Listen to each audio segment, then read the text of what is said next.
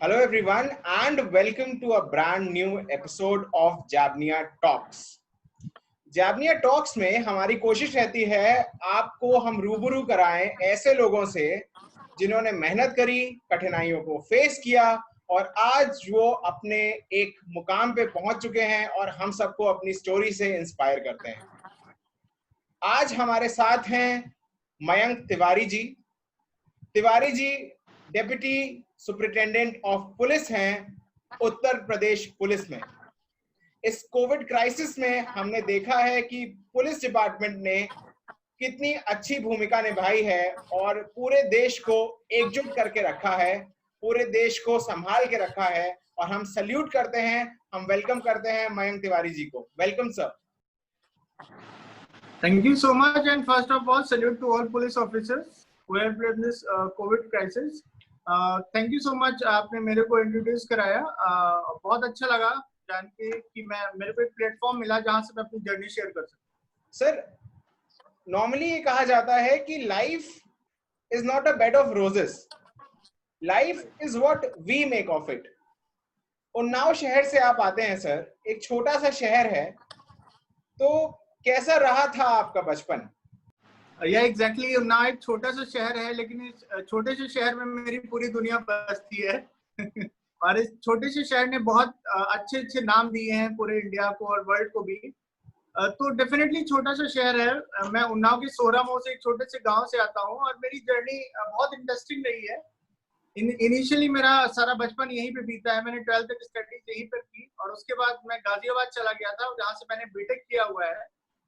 उसके बाद मैंने टीसीएस में जॉब की, वहां से टीसीएस में हैदराबाद रहा 1.5 साल, उसके बाद 1 साल लखनऊ रहा। उसके बाद फिर मैंने बैंकिंग की जॉब की। इनिशियली मैं अपने बैकग्राउंड के बारे में बताऊं तो मेरे जो दादाजी थे वो किसान थे, पापा का बिजनेस था और इनफैक्ट हम लोग एक जमींदार फैमिली से थे। इनफैक्ट उस टाइप के नहीं जो आपने बहुत पुराने जमाने में सुने होंगे, they are very cruel ones. हम लोग एक नॉर्मल जमींदार फैमिली से थे और यहाँ से, और इनिशियली हम लोग का यही था कि डेफिनेटली हम लोग अपना बिजनेस आगे बढ़ाएंगे या फिर यही सारी चीजों को आगे करेंगे। लेकिन मेरा एक थोड़ा अलग सा मोटिव था, मैं डेफिनेटली कुछ आगे करना चाहता था। उसमें मेरे पेरेंट्स ने, मेरे ब्रदर ने, सबने मेरे को बहुत सपोर्ट किया, बाहर पढ़ने के लिए भेजा। स्कूलिंग मेरी लखनऊ से हुई, उसके बाद ऐसी ही मेरी जर्नी कंटिन्यू रही। फाइनली बैंक के बाद मेरा selection deputy superintendent of police में। तो कहीं ना कहीं आपकी जर्नी में काफी सारे ट्विस्ट एंड टर्न्स मैं देख पा रहा हूँ सर। पहले आईटी के बाद बैंक और बैंक के बाद अब आप डेप्यूटी सुपरिटेंडेंट ऑफ पुलिस हैं। सर, इतने सारे ऑब्स्टिकल्स आते हैं लाइफ में, किस तरह से आपने मैनेज किए वो ऑब्स्टिकल्स? कई सारे ऑब्स्टिकल्स आए होंगे, तो क्या आप कुछ बताना चाहेंगे कि एक पर्टिकुलर इंसिडेंट ऐसा हुआ या ये इंसिडेंट्स हुए मेरे साथ जिस वजह से मुझे लगा नहीं, मुझे लाइफ में और आगे बढ़ना है? देखिए, obstacles are part of a journey. अगर ऑब्स्टिकल्स नहीं आ रहे हैं तो इसका मतलब आप सही डायरेक्शन में नहीं जा रहे हैं। ऑब्स्टिकल्स तभी आते हैं जब आप सही डायरेक्शन में जाते हैं, अपना कंफर्ट जोन छोड़ते हैं और जिंदगी में कुछ करने की चाहत रखते हैं। डेफिनेटली बहुत सारे ऑब्स्टिकल है। इनिशियली मैं स्टार्ट करना चाहूंगा जर्नी, जब मैं टीसीएस में था तो वहां से मेरे को मदर का कुछ इशू हुआ। फिर मैं बैंक में आया और बैंक में कई सारी ऐसी चीजें हुई, जैसे सीनियर से कुछ ऐसी चीजें हुई जहां से मैं आके काफी डिप्रेस हुआ, काफी परेशान हुआ और उसी को मैंने एज अ पॉजिटिव बैकअप लेके, एज अ पॉजिटिव मोटिवेशन लेके मैं आगे बढ़ा और मैं सिविल सर्विसेज की तैयारी करूंगा। मैं आपको बताना चाहूंगा, जस्ट मेरा पहला अटेम्प्ट था। मैंने सोचा कि यार फर्स्ट अटेम्प्ट में सब कुछ देना है, and that's all about life is. और मेरा सिलेक्शन फाइनली यहाँ पे हुआ। तो ऑब्स्टिकल्स बहुत सारे थे, फैमिली में बहुत सारे ऑब्स्टिकल्स आए। ऐसा लगता था कि फैमिली लाइफ बहुत परेशान हो रही है, परेशानी में चीजें हो रही है, लेकिन वो सारे ओवरकम करने पड़ते हैं। डेफिनेटली आपका गोल है तो उसके लिए आपको सेक्रीफाइसेस देने ही देने पड़ते हैं। जी सर, आपने बताया आपने बैंक में काम किया है और बैंक का जो जॉब होता है वो काफी डिजायरेबल जॉब माना जाता है। लोग सोचते हैं बैंक में नौकरी लग गई, अब जीवन हमारा सफल हो गया, अब आराम से हमें बैंक की नौकरी करनी है, बढ़िया रिटायर हो जाना है। तो लोग इस जॉब के लिए तरसते हैं, लोगों का ड्रीम जॉब होता है। आपने वो नौकरी छोड़ दी, ऐसा क्या हुआ सर जो आपने बैंक की नौकरी छोड़ी? एग्जैक्टली मैं आपको बताऊं, बैंक में जब मैंने शुरुआत की थी टीसीएस में, उसके बाद मेरा बैंक में 5 जगह सिलेक्शन हुआ था। 4 बैंक में था, पीओ में था और एक इसमें हुआ था आईटी ऑफिसर स्केल 2, जो कि मैंने ज्वाइन किया। डेफिनेटली मेरा भी यही था कि यार बैंक में जॉब लग गई, अब तो लाइफ सेट। वो एकदम एग्जैक्टली अपोजिट हुआ। ऐसा कुछ नहीं था। मैं जब बैंक में गया 5-6 महीने तो मैंने बहुत एनर्जेटिक होकर बहुत एंथुसियाज्म के साथ काम किया, लेकिन फिर मुझे चीजें समझ में आने लगी, यार बहुत नॉर्मल जॉब है, बहुत बोरिंग जॉब है, 10 to 5 जॉब है, आप पब्लिक के लिए कुछ नहीं कर सकते। बिकॉज मैं डेफिनेटली वैसे पोस्टेड हेड ऑफिस में था, तो यार बड़ी चीजें ऐसी मेरे आने लगी। और कुछ ऐसे इंसिडेंट्स हुए, मैं आपको बताऊं, मेरे कुछ सीनियर के साथ पंगे हुए थे। पंगे ऐसा क्या, उसको मैंने बड़ा पॉजिटिव तरीके से लिया। एक बार मैं छोटा सा इंसिडेंट आपके साथ शेयर करना चाहूंगा। देखिए, कॉर्पोरेट लाइफ से मैं आया था तो बड़ा फ्रैंक था, ये सारी चीजें थी। वहां पे जूनियर सीनियर का ऐसा कुछ होता नहीं है, सब बहुत फ्रेंडली वे में रहते हैं। उन्होंने मेरे को बोला कि यार ये जाके ना तुम फोटो कॉपी कर दो। तो मैंने जैसे सर मना किया, मैंने कहा this is not my duty, आप सर प्यून से बोल दो, he will do it for you. तो बहुत सारी उन्होंने मेरे को बात सुनाई वो। बट मेरा एक फ्रेंड है जो एसडीएम है, उसने मेरे को बहुत सपोर्ट किया कि यार तुम आगे करो, यार तुम सिविल सर्विसेज की तैयारी करो। तो वो मेरे लिए एक किक थी जहाँ से मैंने ये चीजें स्टार्ट की। और डेफिनेटली ये मैं थैंक्स बोलना चाहूंगा सर को कि आप अगर नहीं होते तो मैं चीज कर भी ना पाता। ये मेरी बैंक की जर्नी रही है, बैंक से ही फिर मेरा इधर हुआ है अलाइनमेंट और मैं सिविल सर्विसेज की तरफ गया। मैं ये नहीं कहता हूँ कि आप डिमोटिवेट हो, आपका मन है आप आ सकते हो, लेकिन चॉइसेस प्रायोरिटी आपकी है। यहाँ पे आपको थोड़ा कंफर्ट मिलेगा, लेकिन सिविल सर्विस में आपको कंफर्ट नहीं मिलेगा, नींद भी मिलेगा और आप जाके पब्लिक की हेल्प कर सकते हो। This is what I want to say. Family members की अगर बात करें सर, आपने बताया था कि लोग यहाँ तक कहने लग गए थे कि इनका डिवोर्स हो जाएगा, काफी सारे इश्यूज आपने फैमिली के एंड पे भी फेस किए। तो क्या सर्कमस्टांसेस ऐसे हो गए थे जिस वजह से लोगों को ये तक कहने की नौबत आ गई थी कि भैया संभाल लो, मयंक का डिवोर्स हो जाएगा? एक्चुअली क्या था ना, मैं जब किसी चीज के लिए डेडिकेटेड होता हूँ तो मैं सब चीजें भूल जाता हूँ कि फैमिली है, चीजें हैं, ठीक है। डेफिनेटली वो सारी चीजें बाद में रहेंगी, अल्टीमेटली जो हम लोग कर रहे हैं अपनी फैमिली के लिए, अपने लिए करते हैं, ठीक है। तो ऐसी चीजें थी, मैं पढ़ने में बहुत ज्यादा बिजी रहता था। एक तो जॉब थी, मैं रात को 9 बजे वापस आता था, फिर स्टडीज के लिए लेट नाइट टाइमिंग निकालता था, तो मैं बहुत सारा टाइम फैमिली को, रिलेटिव्स को या फ्रेंड्स को नहीं दे पाता था। तो लोग कहते थे यार ये पागल हो जाएगा ऐसे, और ये civil services not a cup of tea की यार ऐसे ही आप ले लोगे ये चीज, ये आराम से होती है। लोग इट्स लाइक टाइप ऑफ कि लोग बोलते थे पंचवर्षीय योजना है, इट टेक्स 5 years। जो कि मैं बिलीव नहीं करता था। मेरे को था कि यार वन टेक में करना ही है, एट एनी कॉस्ट मैं अपना सारा डेडिकेशन दे देता हूँ। तो ये चीजें आई फैमिली में भी, ये भी बोलते थे कि यार अगर ऐसा करोगे डाइवोर्स हो जाएगा। वाइफ से भी प्रॉब्लम हुई, घर वालों से भी प्रॉब्लम हुई, लेकिन मैंने उन चीजों को ना बिल्कुल पॉजिटिव वे में लिया। मैं एक धुन में सवार था कि यार करना है तो करना है at any cost, that's all about. बाकी चीजें फिर नॉर्मल हो गई अभी जाके सारी, लेकिन चीजें ऑब्स्टेकल्स आते हैं, ऑब्स्टेकल्स आते हैं, आपको बस डरना नहीं है, डिटर्मिनेशन रखना है, दैट्स ऑल अबाउट। सर अगर ऑब्स्टिकल्स की बात करें तो काफी सारे हेल्थ इश्यूज भी हुए थे क्या? एक नहीं, बहुत सारे हेल्थ इश्यूज हुए थे। एक्चुअली क्या था, मेरा शेड्यूल ये था कि मैं 10 को रात से 3 या 4 बजे तक पढ़ता था, तो hardly I was getting a time of around 4.5 hours, और कभी कभी 3 घंटे भी सोता था।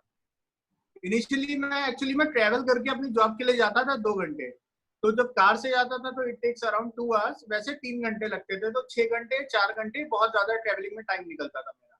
जाना पड़ता था बिकॉज मदर की थोड़ी हेल्थ इश्यूज थे, और मेरे हेल्थ इश्यूज बहुत डेवलप हो गया था। इनफैक्ट मेरे को लीवर के इश्यूज हो गया था, और सबसे बड़ा ऑब्स्टेकल जो था वो किडनी स्टोन का प्रॉब्लम मेरे को प्रोमिनेंट रहने लगा था 1 साल के लिए।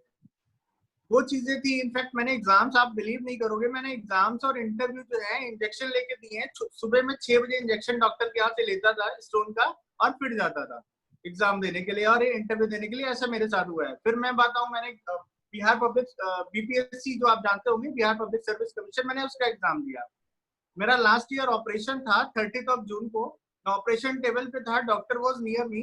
मैंने डॉक्टर से पूछा, सर मेरा अभी एग्जाम है, 16 को एग्जाम है, मैं देने 10 को एग्जाम है, मैं जाने देने जा पाऊंगा या नहीं जा पाऊंगा। I was on operation table at that time.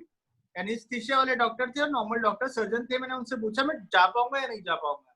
He is saying यार it's all about your risk, मैं आपको रिकमेंड नहीं करूंगा बिकॉज आपका ये पड़ा हुआ है, रॉड पड़ा हुआ है, आप नहीं जा सकते। तो मैंने कहा सर आप कुछ भी करो, just give me some medicine, I will go anyhow. तो फिर मैं ऐसे में एग्जाम देने गया था। 10 दिन के बाद स्टंट पड़ा हुआ था, स्टंट लेके गया। काफी सारे हेल्थ इश्यूज आए उसके बाद, मेरे को ब्लीडिंग हुई, लीवर इश्यूज हुए, लेकिन यार डिटर्मिनेशन था तो मेरे को जाना था, क्योंकि मैं लाइफ टाइम अपॉर्चुनिटी मिस नहीं कर सकता था। अपॉर्चुनिटी बार बार नहीं आती, अगर आए ना तो उसको एक फर्स्ट हैंड में आपको हिट करना। That's all about you. क्योंकि हेल्थ इश्यूज सही भी हो सकते हैं, लेकिन अगर आपका चांस मिस किया तो बहुत मुश्किल से आता है। जी। सर सपनों की अगर बात करें, आपने कहा अपॉर्चुनिटीज बार बार नहीं आती और आपका ड्रीम था कि आपको सिविल सर्विसेज क्रैक करना है। आप अपना सब Exactly. कुछ छोड़ के आए थे, आईटी छोड़ा था बैंकिंग के लिए, बैंकिंग छोड़ी सिविल सर्विसेज के लिए, और आप सिविल सर्विसेज में आए। आप अपनी ड्रीम को खोना नहीं चाह रहे थे और आपने मेंटेन करी अपनी फोकस और कंसिस्टेंसी। अगर आज के यूथ की हम बात करें सर, ये दो जो क्वालिटीज होती है ना, यूथ इसमें लैक करता है, फोकस और कंसिस्टेंसी। तो क्या कहना Exactly. चाहेंगे, एडवाइस क्या देना चाहेंगे यूथ को? देखिए, मैं यूथ को सजेस्ट करना चाहूंगा कि यार डिटर्मिनेशन सबसे पहले आपके अंदर है, ठीक है। आप ये सोच के कभी कोचिंग या तैयारी मत स्टार्ट करिए कि शर्मा जी का लड़का कर रहा है, मेरा फ्रेंड कर रहा है, मुझे करना है, ठीक है। Because that's not a good thing. आप अपने आप को चीट कर रहे हो, ठीक है। आप अपने पेरेंट्स को चीट कर रहे हो because they are investing on you. ये सब नहीं करनी है। आप अगर सीरियसली उसके लिए बिल्कुल अलाइंड हो ना, आपका दिमाग, पहले आप सोचो, जस्ट टेक योर टाइम। आप 3 महीने ले लो, 2 महीने ले लो, 1 महीने ले लो, आप सोचो बैठ को आपको लाइफ में करना क्या है। मैं सिविल सर्विसेज के लिए नहीं कह रहा हूँ, आपको जिस फील्ड में जाना, आप अपने पेरेंट्स से बात करो। आपको आर्किटेक्ट बनना है, होटल मैनेजमेंट में जाना है, टूरिज्म सेक्टर में जाना है, जहां भी जाना है, आप बैठ के पेरेंट्स के साथ बात करो। एटलीस्ट अपना गोल एकदम क्लियर करो। इनफैक्ट आपको गोल क्लियर 10th या 12th के टाइम पे ही हो जाना चाहिए कि आपका अलाइनमेंट किसकी तरफ है। अगर आप और जबरदस्ती का नहीं कि यार ये सिविल सर्विसेज में जा रहा है तो मुझे भी जाना है, अगर अलाइनमेंट है तभी जाओ। क्योंकि मैंने देखा हुआ है बहुत सारे लड़के कि यार मेरा फ्रेंड कर रहा है, मैं भी ये कर लेता हूँ। तो ये चीजें ऐसे नहीं होती। और दूसरी चीज, आप ये मत सोचो कि मेरे पास बहुत टाइम है, I take 2 years 3 years, this is a bad thing. और ऐसे करके कभी नहीं हो सकता। बिकॉज आप करोगे क्या, आप फ्रेंड की पार्टी अटेंड करोगे, यू आर लूजिंग 1 day। आपके रिलेटिव की यहाँ शादी है, 2 दिन आप जाओगे, यू आर लूजिंग 2 days। ऐसे ऐसे करके ना, आप जितने आपको अपने आप को कंफर्ट जोन में रखोगे ना, तो प्रॉब्लम्स बढ़ती ही जाएंगी। आप अपने गोल से उतना दूर होते जाओगे। सबसे पहली बात है, आपको अपने कंफर्ट जोन में नहीं रहना है। कंफर्ट जोन से जिस दिन आप निकल गए, चीजें आसान होती चली जाएंगी। तो डिटर्मिनेशन, कंसिस्टेंसी, और मेरा एक फॉर्मूला है P3, परसिस्टेंस, प्रिजर्वेंस और पेशेंस। ये भी बहुत जरूरी है। ये तीन जैसे ही आपके अंदर आ गए तो डेफिनेटली आपको अपने गोल क्रैक करने से कोई भी नहीं हो सकता। सर एक होता है इमीडिएट जॉब और एक होता है ड्रीम जॉब। आपकी जर्नी ने हमें ये दिखाया कि एक इंसान अपने इमीडिएट जॉब को छोड़ सकता है, और एक बार नहीं, एक से ज्यादा बार वो अपने इमीडिएट जॉब को छोड़ता है और अपने ड्रीम जॉब की तरफ बढ़ता है। कितना प्रैक्टिकल होता है एक आम इंसान के लिए अपने इमीडिएट जॉब को छोड़ना और अपने ड्रीम जॉब को परस्यू करना? देखिए, ये एक बहुत इजी तो नहीं होता है। बिकॉज कुछ लोग ऐसे होते हैं जिनका ब्रेड एंड बटर उसी से चल रहा होता है और अपनी जॉब को भी रिस्क पे रखते हैं। मेरी जॉब कई बार स्टेक पे आई, रिस्क पे आई, बिकॉज आई गॉट, क्योंकि कभी कभी मैं छुट्टियां भी ले लेता था। एक्चुअली मेरे मेडिकल रीजंस भी थे, तो वैसे भी कभी कभी मैं छुट्टी ले लेता था। सो आई गॉट टू और three notices from my office कि this is a indiscipline act, ठीक है। तो मैंने अपनी जॉब को स्टेज पे भी रखा। तो ये चीजें पॉसिबल हैं। रिस्क लेना डेफिनेटली चाहिए। अगर आप रिस्क नहीं लेते हो ना, तो फिर ये प्रॉब्लमेटिक हो जाएगा। फिर आप अगर कंफर्ट जोन में आ जाते हो, थोड़ा सा आपको लगेगा कि यार प्रॉब्लमेटिक है, चीजें नहीं कर सकते। लेकिन आप थोड़ा तो आपको मन बनाना पड़ेगा। बिकॉज अगर आपका अल्टीमेट गोल्स बड़े हैं ना, तो थोड़ा बड़ा सोचना पड़ेगा। प्रॉब्लमेटिक है डेफिनेटली, मैं ये नहीं कहता हूँ, बिकॉज कई लोगों से ब्रेड एंड बटर इसी से चलता है। तो आप थोड़ा सा यार टाइम निकालो, मैनेज करो और हल्का सा रिस्क लो। मैं नहीं कहता बहुत ज्यादा रिस्क लो, लेकिन रिस्क लेना बहुत जरूरी लाइफ में, तभी आप अपने गोल को अचीव कर सकते हो। जी सर, आपने कहा टाइम निकालो, टाइम को मैनेज करो, तभी आप अपने गोल को अचीव कर सकते हो। एक एग्जैक्टली। क्वालिटी है सर टाइम मैनेजमेंट। और अगर टाइम मैनेजमेंट की बात करें तो आजकल सबके पास टाइम होते हुए भी लोग ये कहते हैं कि भैया टाइम नहीं है। तो कुछ ऐसी टाइम मैनेजमेंट टिप, एग्जैक्टली। आपने अपना टाइम ब्रिलियंटली मैनेज किया, आपने जॉब सारी चीजों को हैंडल करते हुए आपने अपनी प्रिपरेशन की, आप एक्सपर्ट हो गए थे टाइम मैनेजमेंट में, तभी आप इन विषम परिस्थितियों में भी इस एग्जाम को क्रैक कर पाए। तो क्या आप कुछ एडवाइस देना चाहेंगे आज की यूथ को टाइम मैनेजमेंट पर? डेफिनेटली। देखिए, अगर आपका किसी चीज के लिए चाहत है, अलाइनमेंट है आपके गोल की तरफ, तो टाइम मैनेज कर ले जाओगे। आपको पता है, देखिए मैं बहुत छोटा सा एग्जांपल देता हूँ। कभी कभी आप घर में बैठते हो, आपका मूवी देखने का मन भी नहीं करता, you just get a call from your friend, बोलता है कि यार चल मूवी देखने चलते हैं, चल पिज्जा खाने चलते हैं। आपका मन भी नहीं होता है ना, लेकिन आप थोड़ा सोचते हो चल यार ठीक है, फ्रेंड बोल रहा है तो चल लेते हैं, बुरा मान जाएगा। तो यार ऐसे गोल के लिए भी सोचो ना कि आपका गोल भी बुरा मान जाएगा अगर आप टाइम नहीं निकालोगे। टाइम निकालना कोई बहुत बड़ी चीज नहीं है। आपको जस्ट थोड़ी सी चीजें मैनेज करनी है यार जॉब के साथ। थोड़ा क्या होगा, देखिए मैं बता रहा हूँ ना, 4-5 महीने 6-7 महीने आप अगर थोड़ा सा सोने में अपना कम कर लोगे, थोड़ा घूमने का कम कर लोगे, उससे चीजें नहीं बदल जाएंगी, दुनिया वैसी रहनी है। बस ये है कि वो आपको सक्सेस की तरफ अलाइन करती चली जाएंगी। लेकिन आपने अगर टाइम नहीं मैनेज किया, आपने टाइम बर्बाद किया, ऐसे से करते रहे तो फिर प्रॉब्लमेटिक हो जाएंगे। टाइम आपके पास, सबके पास टाइम होता है, वो आपकी होती है प्रायोरिटीज। आप प्रायोरिटी किसको देते हो? अगर आप चाहोगे आप टाइम मैनेज कर लोगे। मैं बोलता हूँ एक डेफिनेटली मैं छोटी सी बात ले लेता हूँ। बंदा आईटी सेक्टर में काम करता है, आईटी सेक्टर में काम करता है, 10 बजे बंदा जाता है, 7 बजे भी फ्री होता है, 8-9 बजे तक वो अपने सारे एक्टिविटीज कर सकता है, राइट। 9 बजे के बाद उसके बाद 10 बजे से, मैं बोलता हूँ 10 बजे से, यार 10 बजे से लेके तुम 2 बजे तक टाइम निकाल लो, 4 घंटे टाइम निकाल लो, लेकिन कंसिस्टेंट टाइम निकालो, डेली का टाइम निकालो। ये नहीं है कि तुम एक दिन निकाल दिया 2 दिन छोड़। मैंने इसी चक्कर में अपना मॉडलिंग प्रोफेशन भी छोड़ा। मैं मॉडल भी था, मैंने आपको बताना भूल गया, मैंने मॉडलिंग भी की है, कई सारे फैशन शोज किए हैं। तो मैंने अपनी सारी प्रोफेशन चीजों पे बिल्कुल बैन लगा दिया था, कुछ नहीं करता था, जस्ट स्टडीज एंड स्टडीज।